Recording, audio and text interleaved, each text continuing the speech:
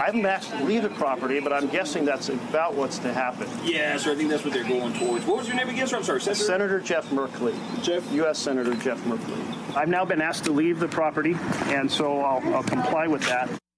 2 weeks ago, Senator Jeff Merkley tried to get a tour of an immigrant detention center at an abandoned Walmart building in Brownsville, Texas, that houses children. Senator Merkley was not allowed inside. No one would grant him an interview. But today, for the first time since Senator Merkley was asked to leave the premises, our own Jacob Soboroff finally did get a tour. He joins me now just outside that facility in Brownsville, Texas. Jacob, you were with a few other journalists let into that facility. What did you see? You know, Chris, I have been inside a federal prison before. I've been inside several county jails. This place is called a shelter, but effectively these kids are incarcerated. There are 1,400 of them, over 1,400 of them, that are spending not weeks, months inside this place. They're not actually literally in cages or in cells, but I kid you not, one of the first things an employee of the shelter said to me is, when we walked inside, can you try to smile at these kids? Because it's weird to see people from the outside. They feel like animals locked up in cages being looked at. It was an extraordinary thing to see. Well, so talk me through what's it look like. I mean, it's a Walmart that's been refashioned. Is it open air rooms with beds? Like, it is. These kids are free to move around. There are 4 beds. It's basically a dormitory structure.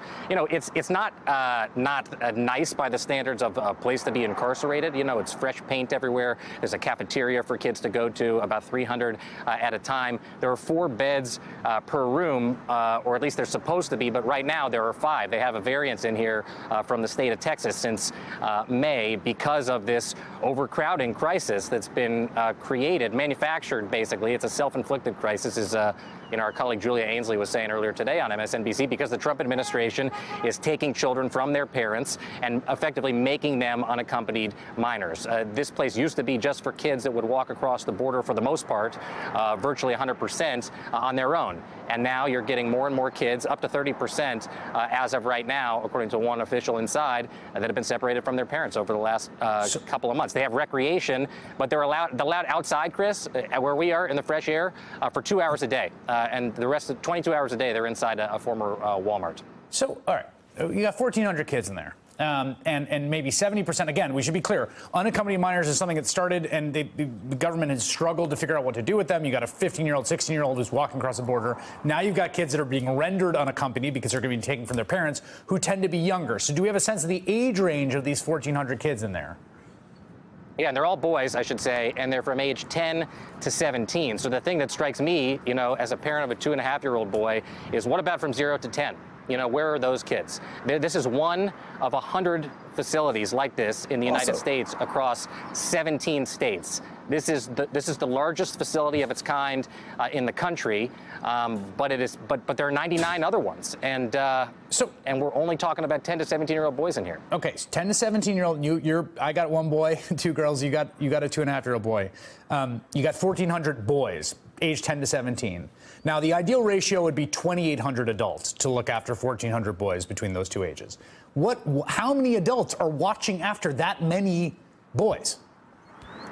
1 to 8 is the ratio. So there is 1 staff member for every incarcerated shelter resident, is what they call them, and it's organized chaos in there. I mean, it's hectic, but it is organized. And like I said, there 300 kids at a time are going to the chow. That's why I say it's like looking at a prison or in a jail. You know, they're all led to chow. There was a group of kids doing again, I kid you not, Tai Chi or recreation, or a group of boys sitting in the former loading dock of the Walmart in a theater watching the Disney movie Moana. They're just trying to keep these kids busy. They go to class for 6 hours a day and learn about American history. And honestly, one of the most striking things that I saw when you go in there is that this place has a lot of American history all over the place. Quotes, inspirational quotes, I guess, from former presidents. And the first one that you see when you walk in is Donald Trump. There's a mural of Donald Trump. That's a mural of Donald Trump with a quote from Donald Trump. I'm paraphrasing, talking about if you don't win the battle, there's a way to win the war. It is very, I mean, strange does not do it justice. What it's like in there, it's. Let me ask you this. So you got these. This is a nonprofit that has been contracted with the federal government to run this facility.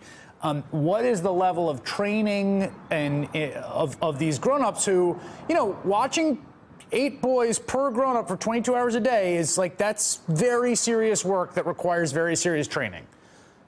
Yeah, and I want to be really clear. I think that there is very serious work and very serious training that goes on. These are accredited, licensed professionals, not just by the state of Texas, but again, this is a licensed facility, and it brings up the much larger issue because you have teachers in here, licensed teachers, licensed clinicians, 3 on-call doctors that are in this facility or around this facility at any time, a 48-person medical staff that's inside here. But what's being talked about with the administration is moving or bringing children away from facilities like this, licensed facilities, and onto tent cities on federal property. And what I was told tonight is that those tent cities that are being looked at here in Texas and throughout the state of California are unlicensed facilities. It won't require necessarily on federal property because it's an emergency situation, the level of training, the types of professionals that are taking care of the kids that are in this facility tonight when they go lights out at 9 p.m. So, final question. Do you know, have these kids, the ones now, unaccompanied minors are one thing, right? But of the 30%, the ones who traveled with a parent or a guardian or a grandparent and were taken away from them, are there regular contacts they get to have with that person? They wouldn't say regular, but they said it's basically up to the penal institution where they are. Because again, remember, these kids, before this policy was announced, most of these kids would end up in ICE family detention with their families, which is whatever you want to think about it, they were together with their families. Right. Now, they're being separated from their parents. They're being taken to the federal courthouse here in South Texas. Their parents are being remanded to the U.S. Marshal's custody, and they go to federal prison.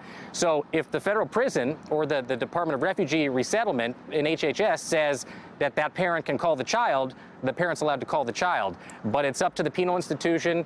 They said it happens, but it's not happening on a regular basis. All right. Well, Jacob, this is fantastic reporting. Thank you for giving us a glimpse inside. I really, really appreciate it. Thank you very much.